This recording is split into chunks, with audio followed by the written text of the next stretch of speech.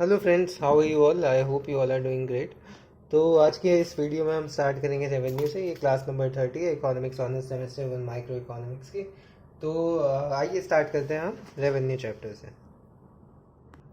तो कुछ टर्म्स जान लेते हैं। सबसे पहले जो टी आर होता क्या है? Total revenue. ये आपका होता है product of price and quantity sold. ठीक है, तो T R equal to P into Q. बहुत ही बेसिक सा है ये। फिर आपका आ जाता है ए आर। ए आर क्या होता है? Average revenue. एवरेज रेवेन्यू क्या होता है? Per unit revenue. तो इसे क्या लिखोगे आप? T R upon Q. T R को मैंने कभी बताया P into Q upon Q, Q से क्यू। तो A R equal to price. तो ए आर जो होता है वो हमेशा प्राइस के इक्वल होता है। इसी कारणवश जो ए आर कर्व होता है उसे डिमांड कर्व भी कहा जाता है फर्म का। ठीक है, और जो प्राइस है वो हमेशा किससे डिटरमाइन होता है? आपका डिमांड कर्व से। फिर आ जाता है आपका मार्जिनल रेवेन्यू। ये क्या है? एडिशन होता है। एडिशन टू किस में? टोटल रेवेन्यू में। और चेंज किस में आएगा? Due to an additional unit of output sold. अगर इसे आपको निकालना है तो आप क्या करोगे? जो टी आर फंक्शन है उसे क्वांटिटी के रिस्पेक्ट में डिफ्रेंशिएट कर दोगे। तो एम आर आपका क्या हो गया? Delta T R upon delta Q. अब इसे मैं लिखना चाहूँ टी आर को, क्या लिखूंगा मैं? P into Q. और यहाँ पे लिखना चाहूँ तो डी क्यू। अब यहाँ पे आप क्या करोगे? प्रोडक्ट रूल लगा दो। क्या आएगा? P plus Q into delta P upon delta Q. ठीक है, ये आ जाएगा आपका एम आर। ओके। हाँ, तो आइए अब क्या कहते हैं, प्रॉफिट मैक्सिमाइजिंग कंडीशन भी बता देता हूँ। प्रॉफिट मैक्स कंडीशन या इक्विलिब्रियम कह लो, फर्म का जो इक्विलिब्रियम होता है। तो प्रॉफिट क्या होगा आपका? Total revenue minus total cost. तो अब तो मैक्सिमाइज करने के लिए हम क्या करते थे? इसको डिफ्रेंशिएट करके क्वांटिटी के टर्म में इक्वल टू जीरो रख देंगे। और ये अगर मैं करूँ तो ये क्या हो जाएगा? D pi upon D Q is equal to D T R upon D Q minus D delta T C upon delta Q is equal to zero. तो यहाँ से आपका क्या आ जाएगा? यहाँ से आ जाएगा M R minus M C is equal to zero. और फिर आ जाएगा M R is equal to M C. ये आ गई आपकी पहली कंडीशन। अब हम क्या कहते हैं, जो सेकंड डेरिवेटिव टेस्ट होता है आपने लोकल मैक्सिमम मिनिमम पढ़ा होगा, तो उसमें क्या होता है, वो लेस देन अगर जीरो है तो इसका मतलब क्या है कि वो लोकल मैक्सिमम है। तो हम क्या करेंगे, ये आप एम एम ई में पढ़ रहे होंगे। ठीक है, इसमें मैं बाद में पढ़ा दूंगा। ये हो जाएगा आपकी second condition D M C upon D Q. ठीक है, तो इसका मतलब या ये भी लिख सकते हैं आप, slope of M C is greater than slope of M R. और इसका मतलब क्या हो गया कि एम सी जो है वो एम आर को नीचे से कट करती है। ठीक है, तो ये आ गई आपकी दो कंडीशन। इसे मैं वैसे भी एक्सप्लेन करूंगा। तो मैं फिर से समझा देता हूँ। फर्म कब इक्विलिब्रियम में होगा? या तो उसका प्रॉफिट मैक्सिमाइज हो जाए या लॉस मिनिमाइज हो जाए। तो प्रॉफिट आप सभी को पता है क्या होता है। प्रॉफिट का फंक्शन ये T R minus T C हो गया। और मैथमेटिकली अगर प्रॉफिट को मैक्सिमाइज करना जाए तो फर्स्ट डेरिवेटिव जो है वो इक्वल टू जीरो होना चाहिए और second derivative is less than zero हो जाए होना चाहिए। ये लोकल मैक्सिमम और मिनिमम आपने पढ़ा होगा। सेकंड डेरिवेटिव टेस्ट आपने एमएमए में पढ़ा होगा। ठीक है, और फिर इसके बाद हमारी दो कंडीशन आई गई। फर्स्ट डेरिवेटिव से ये आ गई कि M R equal to M C, और सेकंड डेरिवेटिव टेस्ट से ये आ गई कि slope of M C should be greater than slope of M R. तो जो इक्वालिटी ऑफ एम आर और एम सी है वो इसलिए रिक्वायर है क्योंकि अगर एम आर जो है वो एम सी से बड़ा होगा, इट इम्प्लाइज कि addition to revenue is more than addition to cost. तो इसका मतलब क्या हुआ भाई? प्रॉफिटेबल है और यूनिट प्रोड्यूस करना।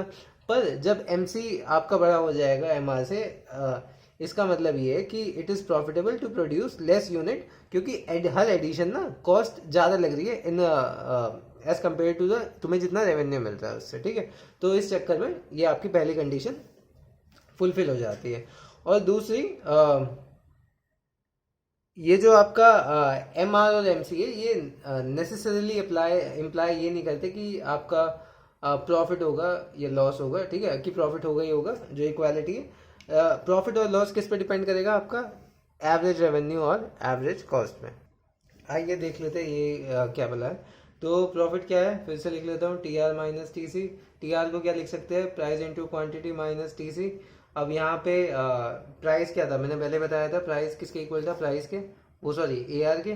तो प्राइस की जगह मैंने ए आर इंटू क्वान्टिटी लिख दिया। और टी सी को क्या लिख सकता हूँ मैं? Average cost into quantity. अब यहीं पे मैं क्यू को कॉमन ले लूँ तो ए आर माइनस ए सी, ये मेरी कंडीशन आ जाएगी। अब यहाँ पे अगर आपको क्यू को फाइंड आउट करना हो तो आप क्या करोगे, M R equal to M C कर दोगे और आपका क्यू आ जाएगा। अब यहाँ से आपके 3 केसेस बनेंगे। पहला केस क्या होगा, A R is greater than A C. इस केस में क्या होगा भाई, तुम्हारे पास सुपर नेचुरल प्रॉफिट मिल रहा है। दूसरा, A R is equal to A C, इसमें क्या होगा भाई, नॉर्मल प्रॉफिट मिल रहा है। और तीसरा कि ए आर जो है वो ए सी से लेस है, इसका मतलब भाई आप लॉस में चल रहे हो। अब लॉस में भी 2 कंडीशन आपकी आ जाती है, कॉन्टिन्यू या शट डाउन। कॉन्टिन्यू या शट डाउन, ये किससे पता लगेगा, ये आपको पता लगेगा ऑपरेटिंग प्रॉफिट से। ठीक है, अब उसका भी बता देता हूँ ऑपरेटिंग प्रॉफिट क्या होता है। ऑपरेटिंग प्रॉफिट ये होता है आपका total revenue minus total variable cost, की जो वर्किंग में कॉस्ट आ रही है ऑपरेशन में उसकी कॉस्ट है ये। ठीक है, ऑपरेटिंग प्रॉफिट वो हो जाता है आपका। तो अब इसमें अगर आप देखेंगे कि अगर मैंने इसका एवरेज ले लिया तो एवरेज कैसे लूँगा, एवरेज अपना क्यू से डिवाइड कर दीजिए तो ये क्या हो जाएगा, A R minus A B C. अब इसमें क्या कहता है, आपको कंपेयर करना है भाई। अगर ए आर को क्या लिख सकता हूँ मैं, ए आर किसके इक्वल होता है, प्राइस के। अगर आपका प्राइस ए बी सी से ज़्यादा है तो आप कंटिन्यू कर सकते हो बिजनेस, पर अगर आपका प्राइस आपकी एवरेज वेरिएबल कॉस्ट भी नहीं निकाल पा रहा तो इसका मतलब क्या है भाई, आपको शट डाउन कर देना चाहिए और कुछ और सोचना चाहिए कि जीवन में आगे क्या करना है। तो अगर मुझे सम अप करना हो तो क्या कैसे सम अप करेंगे, अगर ए आर आपका ए सी से बड़ा है इक्विलिब्रियम आउटपुट पे तो क्या होगा, आपका सुपर नेचुरल प्रॉफिट होंगे। दूसरा, अगर ये दोनों बराबर है तो नॉर्मल प्रॉफिट होंगे और उसे क्या कहा जाता है, ब्रेक इवन पॉइंट भी कहा जाता है, ये आपने पढ़ा होगा। अगर फिर आपका ये जो ए सी है ये लेस देन एवरेज रेवेन्यू होगा तो देयर विल बी लॉसेस। और इस केस में आपके 2 केसेस बनते हैं लॉस में भी, कि फर्म कंटिन्यू करे या शट डाउन कर दे अपना बिजनेस और नए उसमें जाए। तो फर्म को कंटिन्यू कब करना चाहिए, जब उसकी एवरेज वेरिएबल कॉस्ट निकल पा रही है। तो अगर प्राइस जो है वो एवरेज वेरिएबल कॉस्ट से ज़्यादा है तो फर्म को कंटिन्यू करना चाहिए operate despite of loss, because firm जो है अपना ऑपरेटिंग प्रॉफिट अर्न कर रही है। उस केस में भी आपको ऑपरेटिंग प्रॉफिट तो आपको कुछ आ ही रहा है। अब अगर ये भी नहीं आ रहा है, आपकी वेरिएबल कॉस्ट भी नहीं निकल पा रही, ऑपरेटिंग प्रॉफिट नेगेटिव में जा रहा है, मतलब लॉस हो रहा है, जब सबको फर्म को क्या कहते हैं, शट डाउन कर देना चाहिए और कुछ नया बिजनेस के बारे में सोचना चाहिए, क्योंकि ऑपरेटिंग लॉस हो रहे हैं यहाँ पे। तो आज की क्लास के लिए इतना ही था। आशा करता हूँ आपको सब समझ में आया हो। कोई डाउट हो तो आप कमेंट सेक्शन में पूछ सकते हैं। नेक्स्ट क्लास हमारी रहेगी 31, क्लास नंबर 31, और इसमें हम स्टार्ट करेंगे perfect competition. So thank you guys for watching. I'll meet you in the next video. Till then, goodbye.